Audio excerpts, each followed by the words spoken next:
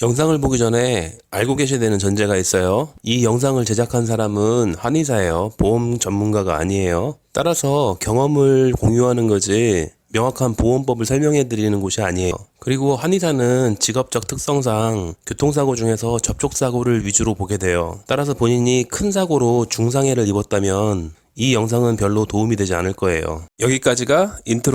아마 이 영상을 찾아보시게 됐다면 지금 교통사고 합의를 고려하는 중이시겠죠? 이것저것 정보를 좀 모아놔야 내 합의금이 어느 정도가 적정 금액인지 그걸 알아야 협상이 가능할 테니까. 아마도 네이버나 유튜브를 통해서 검색을 하셨을 테고, 그래서 저도 교통사고 합의금을 고민 중인 분들이 어떤 정보를 보게 될까 해서 한번 찾아봤어요. 그래서 맨 위에 나오는 영상을 한번 눌러봤어요. 전체 제목이 교통사고 합의금 이거 하나만 알고 가면 갑이 될 수 있다. 금액 정리 완벽 가이드 최신판 꿀팁, 그리고 거기 연결된 영상도 있었고. 그래서 오늘 제가 하려고 하는 말은, 이번 제 영상의 의도는 우선 크레딧 김이라는 저분의 영상을 먼저 보시고 그 다음에 제 영상을 보신 다음에 다시 한번 가서 저분의 영상을 보면은 더 잘 이해가 되지 않을까. 그러니까 초보자를 위한 참고서, 그에 덧붙이는 왕초보용 해설서, 뭐 그런 정도랄까? 또는 약간의 태클? 일단 제목은 태클을 조금 걸고 들어가긴 해야 돼요.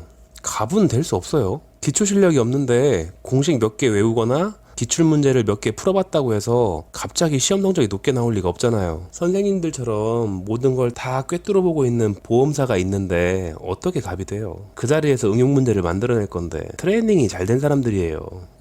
이러다가 그냥 연필 놔버리는 상황이 되는 거죠. 그래도 정성 들여 볼만한 가치가 있는 영상이니까 꼭 찾아보세요. 영상을 몇 개를 봤는데 이분이 무슨 일을 하시는 분인지는 잘 모르겠어요. 직업적으로 관련이 없다면 잘 모를 만한 사례도 알고 계시는 것 같고, 그런데 주된 내용들은 다이어트 관련 영상인 것 같고, 쓰시는 용어들을 봤을 때는 의료인은 확실히 아니고, 하여간 뭘 모르면서 하는 말이 아니라 뭔가 교통사고에 대한 정보를 많이 모을 수 있는 그런 직종에 있는 분일 것 같아요. 일단 적군은 아니에요. 아군이에요. 저도 다시 영상을 좀 봐가면서 얘기를 해볼게요. 처음에 인터넷을 보면 어려운 단어들로 설명이 되어 있어서 이해하기 어려울 거라고 말씀을 하세요. 이건 그렇긴 해요. 그냥 자기가 교통사고 났던 개인 경험을 말하시는 분들이야 눈높이가 비슷하니까 상관이 없을 텐데, 나름 전문가급이 된 분들은 정확한 설명을 하려는 경향이 있어요. 가장 적합한 용어를 고르다 보니까 전문 용어를 쓰게 되는 거죠. 특히 전문 용어를 사용하는 데 익숙해져 있고, 또 그런 전문 용어를 사용하는 전문가들과의 대화가 많다면 그게 전문 용어라는 사실도 잊고 말하기가 쉬워요. 아니 왜 상계라는 말을 몰라? 뭐 이런 식으로. 저도 최대한 쉬운 말로 설명하려고 노력은 하는데 이게 쉽게만 설명하려고 하다 보면 또 정확한 의미 전달이 안 될 수도 있기도 하고, 뭐 그런 애로사항이 있긴 해요. 하여간 이분 말을 듣고 앞으로 최대한 이해하기 쉬운 용어를 선택하는데 신경을 좀 더 써야겠다, 뭐 이런 생각이 들게 되네요. 그리고 여러 변수가 있다고 해요. 이 변수가 참 중요한 건데, 전에 한번 이런 변수를 전부 다 상정해서 거기에 따른 합의금 결과를 일일이 설명하려다 보니까 내용이 너무 장황해져가지고 중간에 끊은 적도 있어요. 확실히 변수를 좀 통일할 필요가 있긴 해요. 그래야지 설명하기가 쉬워지니까. 저분이 상정한 건 가장 일반적인 형태의 접촉사고더라고요. 상대방 과실이 100%, 그리고 입원은 하지 않았었고, 또 통원치료는 대략 2-3주, 이걸 기준으로 설명을 하시는데 그게 가장 흔한 접촉사고 형태이긴 해요. 그러면서 강조하시는 게 3개월과 150만 원이라는 액수를 기억하시면 된대요.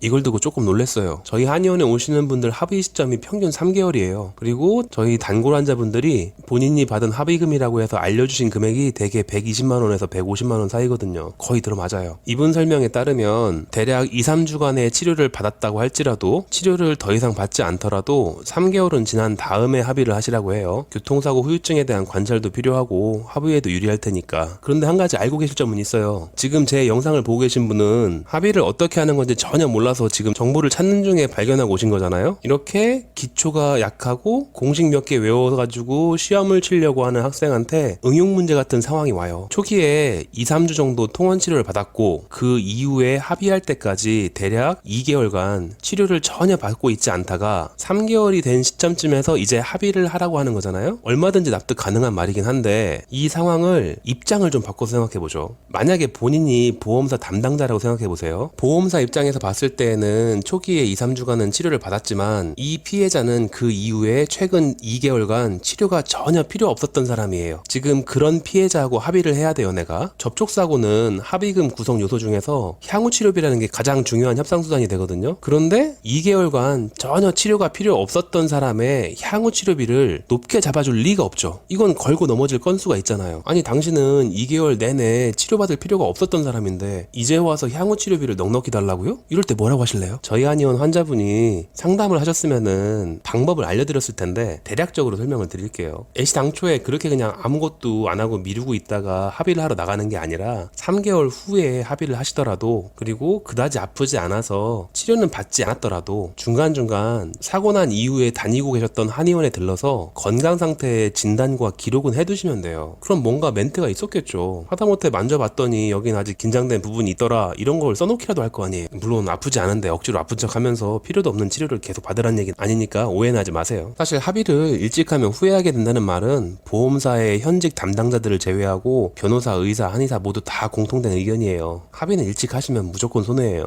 그 말이 바로 나오네요. 합의를 늦게 한다고 해서 내가 받을 수 있는 금액이 줄어드는 건 아니다. 이거 맞아요. 반면에 보험사에서는 이걸 가지고 뭔가 좀 거짓말을 하고 싶어하는 부분이기도 해요. 보험사 입장에서는 이 사람이 빨리빨리 합의 좀 했으면 좋겠는데 자꾸 미루어. 그러면은 거짓말할 때 제일 좋은 수단은 돈이에요. 현금. 그래서 흔히 하는 거짓말이 합의를 늦게 하면 합의금이 줄어든다, 이거죠. 환자분들이 맨날 물어보거든요. 나 자꾸 치료하고 합의를 늦게 하면 합의금이 줄어든다는데 그게 맞아요? 뭐 이런 거. 근데 요즘은 이게 잘 안 먹혀요. 말이 잘 안 되니까. 그러면은 말을 조금만 더 바꾸면 돼요. 어투를 조금만 바꾸면 그럴싸해지거든요. 합의를 늦게 하면 합의금이 줄어든다, 이 말 대신 합의를 일찍 하시면 돈을 조금 더 챙겨드리겠다. 이게 뜻만 놓고 보면은 결국 합의를 일찍 하면 지금 돈을 더 줄 수 있다, 반대로 지금 합의를 하지 않으면 나중에 합의금은 지금보다 줄어들게 될 거다. 결국엔 똑같은 말이잖아요. 합의를 늦게 하면 합의금이 줄어든다. 결국은 같은 말인데 이렇게 말 조금만 바꾸면 훨씬 더 피해자에게 유리하게 느껴지는 마법 같은 효과가 있어요. 이런 말들을 개발하는 거 보면은 보험사가 정말 대단한 거예요. 그런데 실제는 어떻냐면 이렇게 되는 거예요. 자, 아직 아픈데도 불구하고 합의를 일찍 하시는 거니까 원래 적정 합의금인 60만 원에서 약속대로 30만 원을 더 넣어서 90만 원을 드릴게요. 이런 식이 돼요. 남들은 치료 다 받을 거 받고 120에서 150 정도를 받는데 본인은 치료 중단하고 합의해가지고 90만 원. 결론은 보험사 담당자를 우습게 보면 안 돼요. 내가 뭘 모르는지 정확히 판단하고 있으니까 힘싸움 해봐야 무조건 져요. 그리고 150만 원을 강조하시더라고요. 근데 상당수는 이 정도 금액을 잘 못 받아요. 그게 피해자분들이 얻게 되는 정보 출처가 잘못돼서 그래요. 주변에 교통사고 나본 사람들한테 물어봤더니 다들 60만 원 받았다고 해. 그럼 나도 60만 원 받겠죠. 그리고 제가 유튜브에서 영상 몇 개를 찾아봤는데 몇 개의 영상에서는 합의금이 50만 원에서 70만 원이라고 좀 낮게 못 박아서 얘기하는 분들이 있어요. 그런 분들은 두 종류예요. 한 가지는 역시 교통사고 딱 한 번 나보고서 자기 얘기를 하고 있는 일반인 분들. 두 번째는 현직 보험사 직원. 현직 보험사 직원은 합의금이 낮게 못 박혀 있으면 좋아요. 그러니까 정보가 부족한 피해자분이 얻은 정보들, 그 정보의 출처는 역시 똑같이 아무것도 모르는 일반인들이거나 혹은 피해자와 완전히 대치되는 진영에 있는 보험사 직원들, 그들의 얘기를 듣고서 그걸 믿고 있는 거죠. 그리고 합의금이 150만 원을 넘어가면 합의서라는 걸 작성해야 된다네요. 전 이거 몰랐어요. 완전히 처음 듣는 거예요. 영상 들어가가지고서 잘 한번 들어보세요. 아이는 치료를 받지 않더라도 1년을 지켜보고 합의해라.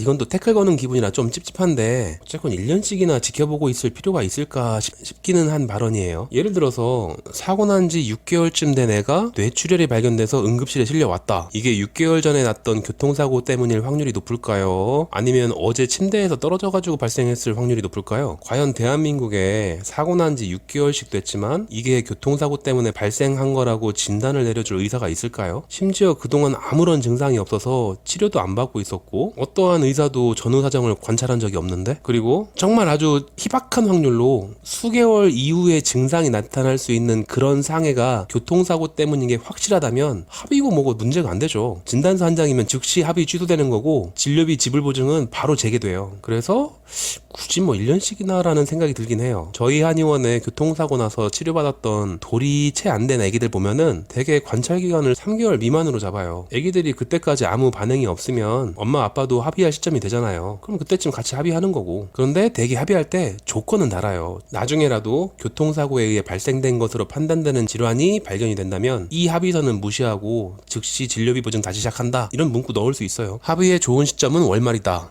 이건 저도 모르겠네요. 일리 있는 말씀이긴 해요. 저희 한의원은 교통사고가 발생해서 새로 접수하시는 초진 환자분들하고 이제 치료 다 끝나고 합의를 해서 치료를 중지하는 환자분들이 늘 일정한 비율로 있어요. 그래서 매월 교통사고 환자분들 숫자가 비슷하거든요. 월말이라고 해서 갑자기 환자분들이 합의를 서두르시거나 한 걸 본 적은 없는 것 같아요. 한 가지 확실하게 차이나는 때가 있긴 해요. 매년 1월이 되면 저희 한의원은 교통사고 환자분들 비율이 거의 평균치의 절반 수준으로 확 줄어요. 신규로 유입되는 환자분들은 늘 일정한데 매년 12월 중순쯤 되면은 그동안 계속 치료받고 계시던 환자분들이 한꺼번에 우르르 합의를 하세요. 그때는 뭐 하루에 합의 팩스가 몇 통씩 날라와요. 그러니까 들어오는 숫자는 일정한데 나가는 숫자가 급등하니까 줄어들 수밖에 없는 거죠. 그러다가 1월달 되면은 합의하시는 분들 수치가 또 뚝 떨어지니까 구정 연휴쯤 지나면은 다시 원상복귀되고 이게 매년 반복돼요. 그래서 추측할 수 있는 합리적인 이유는 연말이 되면 확실히 합의 조건이 좋은 때인가 보다. 그러니까 다들 한꺼번에 합의하시는 거겠죠. 서로 모르는 사람들인데. 이렇게 합의에 조건이 좋은 기간이 존재한다는 거를 알고 있으니 월말에 좀 더 합의 조건이 좋다는 거는 일리가 있어요.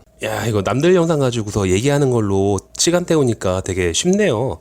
그래가지고 다들 남들 영상 가지고 끌어다 쓰는구나. 그런데 지금 좀 벌려놓은 게 많아요. 지금 임산부 교통사고 얘기랑 버스 교통사고 얘기 이런 거 몇 가지를 지금 자료를 정리 중에 잠깐 짬내가지고 해본 건데 이것도 재밌네요. 이 영상의 결론은 인터넷에서 정보를 모으실 때 피하 식별을 잘 하세요. 적군도 숨어 있어요. 그런데 확실히 저분은 아군에 속해요. 그래서 합의금에 관련된 정보를 모으실 때는 그 글을 쓴 사람이나 그 영상을 만든 사람의 직업이 뭔지 대충 한번 훑어보시고 그 다음에 생각해보세요.